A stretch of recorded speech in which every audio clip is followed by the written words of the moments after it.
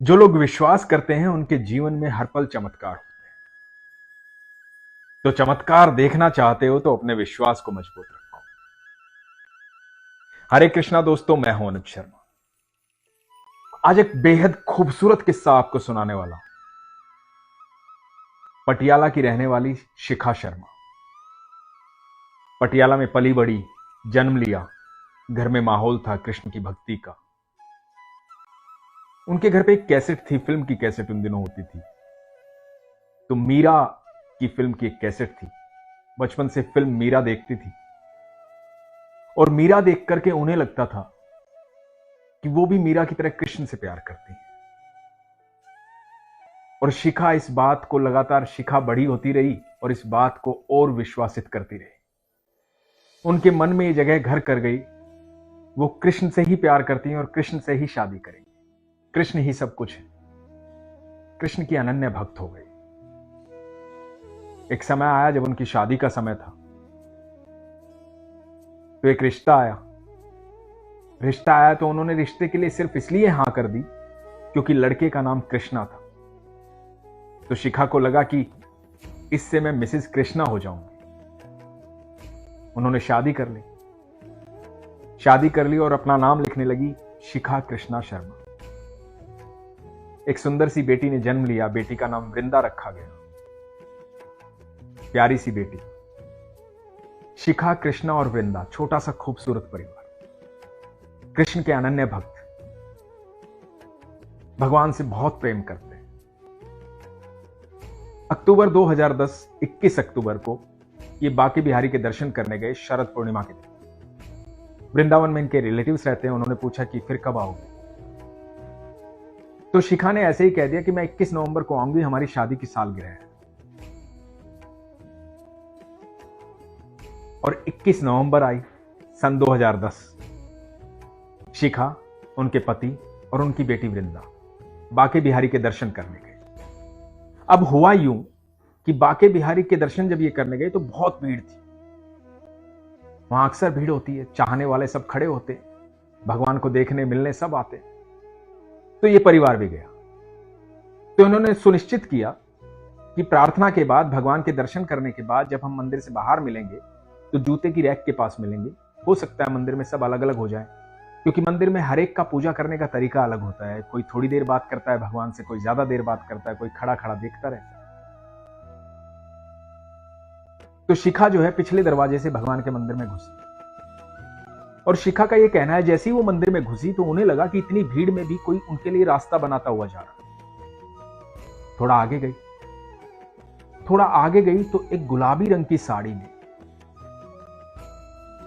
मृगनयनी, खूबसूरत आंखों वाली, यू शेप का उनके माथे पे तिलक लगा हुआ, गुलाबी साड़ी जिस पर पीले फूल, बहुत ही सुंदर, बहुत सुंदर दिखने वाली शिखा को कहती है कि आ गई तुम? और शिखा ये देख करके हैरान हो गई कि ये है कौन, मैं तो इनको जानती नहीं, मैं तो पहचानती नहीं हूं, मैंने तो इनको कभी देखा नहीं। तो शिखा ने इशारा किया ऐसे जैसे कर देते हैं कि मतलब मैंने पहचाना नहीं आपको। वो मुस्कुराई और उसने अपने हाथों से शिखा को माखन मिश्री का भोग दिया। और शिखा का यह कहना है कि जैसे ही माखन मिश्री का भोग उसे दिया, उसकी पूरी बॉडी में शिवरिंग हो गई, शरीर कांपने लगा, एक अजीब सा करंट लगा, स्तब्ध रह गई शिखा। और ये इसी भाव में थी कि वो गुलाबी साड़ी वाली चली गई। और जब शिखा इस भाव से निकली, इधर उधर देखा तो वो कहीं भी नहीं थी। बड़ी हैरान हो गई कि ये कौन थी। हाथ में माखन मिश्री का भोग, वहां पर एक दान पात्र है, वहां पर खड़ी थी शिखा। और शिखा को याद आया कि पिछले महीने बोल के गई थी कि 21 नवंबर को मैं फिर आऊंगी बांके बिहारी। और शिखा ठाकुर जी से बोली कि तुसी मैनू उड़िक दो, मतलब कि तुम मेरा इंतजार करते हो। और शिखा को यह एहसास हुआ कि भगवान जो है मेरा इंतजार कर रहे थे, इसलिए उसने पूछा कि तू आ गई? और भाव विभोर होकर के ये मंदिर से बाहर आई।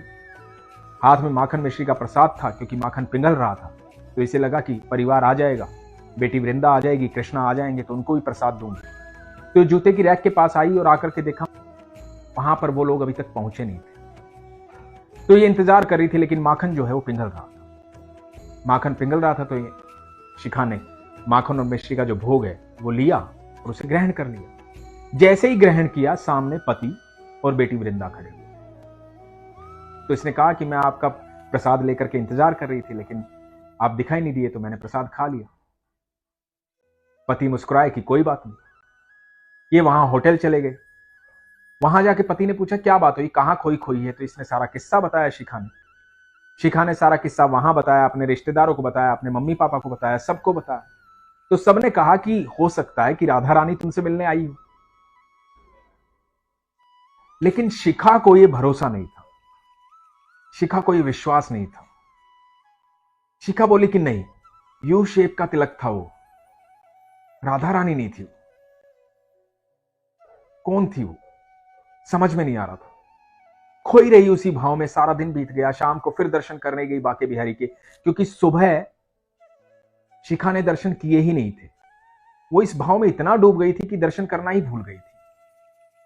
शाम को दर्शन करने गई बिहारी जी के, और आप यकीन मानेगा दोस्तों, जब वो बिहारी जी के दर्शन करने गई, मंदिर में घुसी, भगवान को देखा, और भगवान को देखा कि भगवान उसी गुलाबी साड़ी में पीले फूलों के साथ साक्षात वैसे ही दिख रहे हैं जैसा शिखा ने सुबह देखा था।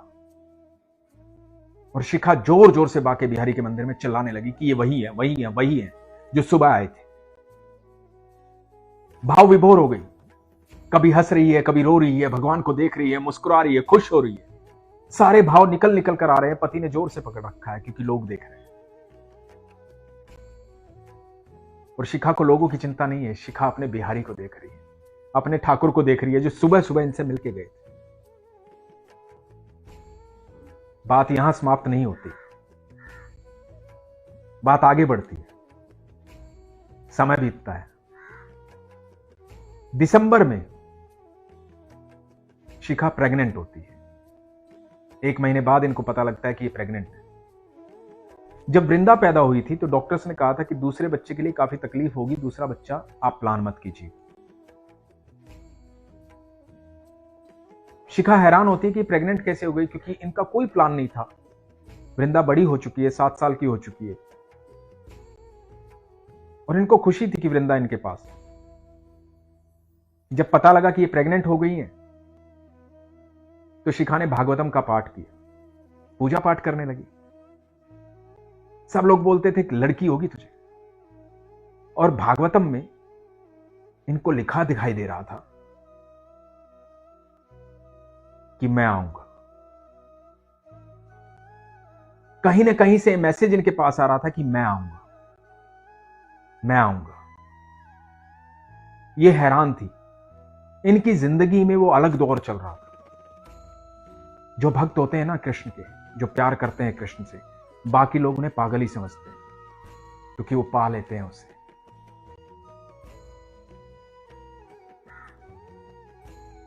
विश्वास सिर्फ उसको होता है जो जानता है कृष्ण को, जो जानता है ईश्वर को, जो मिलता है उससे, जो बातें करता है उससे। तो शिखा की हालत कुछ ऐसी ही थी, पागलों जैसी, प्रेम में पागल, कृष्ण के प्रेम में पागल।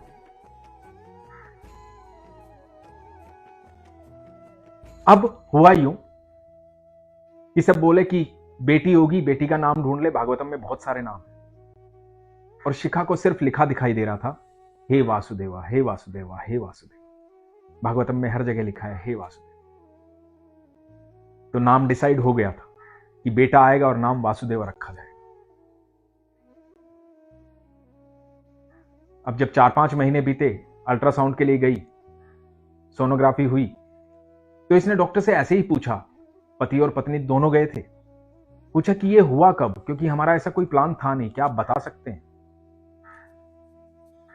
तो डॉक्टर ने कहा कि हाँ, मैं आपको तारीख बता सकता हूं आसपास की, बिल्कुल, मतलब जिस दिन हुआ था ये, जिस दिन गर्भ ठहरा था, मैं बता सकता हूं।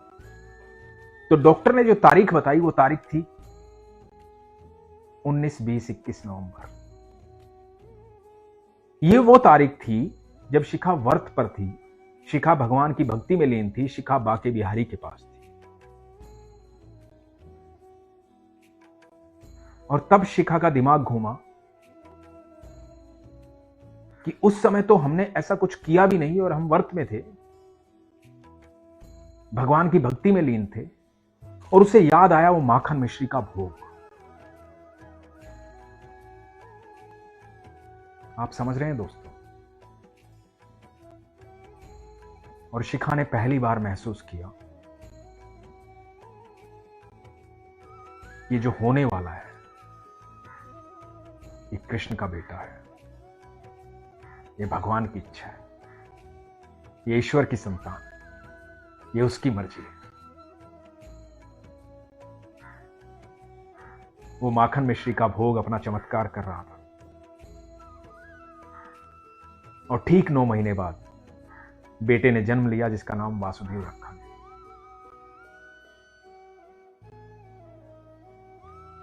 यह अद्भुत किस्सा विश्वास का है, प्रेम का है।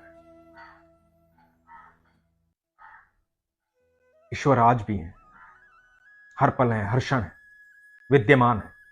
हम उनसे कहीं भी अलग नहीं है, ना वो हमसे अलग है। बस होता क्या है कि जो हम ढूंढना चाहते हैं, जो हम पाना चाहते हैं, वही हमें दिखाई देता है, वही हमें मिलता है।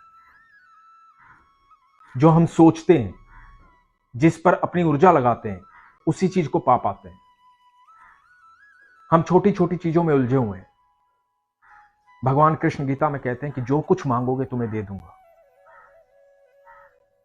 लेकिन जब तुम मेरे पास आओगे तो सब कुछ तुम्हारा हो जाएगा। अब तो ये हमें डिसाइड करना है कि हमें क्या चाहिए। दोस्तों, जब आप ईश्वर से प्रेम करते हैं, ईश्वर आपके साथ रहते हैं, तो जीवन का जो सफर है ना, हर पल चमत्कारिक हो जाता है। शिखा के जीवन में बहुत सारे चमत्कार हुए, लगातार होते रहते हैं। आजकल शिखा चंडीगढ़ रहती हैं। मैं ईश्वर से प्रार्थना करता हूं कि उनका पूरा परिवार, उनके पति कृष्णा, बेटी वृंदा और बेटे वासुदेव सदैव खुश रहें, प्रभु बहुत सारा आशीष दें। आप भी अपना विश्वास मजबूत रखिए, ईश्वर आपके साथ है। जब भी आप अपने आसपास उनको देखना चाहेंगे, आपकी इच्छा जब जागृत होगी कि आपको ईश्वर को देखना है, ईश्वर से मिलना है, उसी समय उसी पल वो आपके आसपास आपको दिखाई देंगे। आपकी इच्छा दृढ़ होनी चाहिए, विश्वास मजबूत होना चाहिए। अपना ख्याल रखिए दोस्तों। हरे कृष्ण।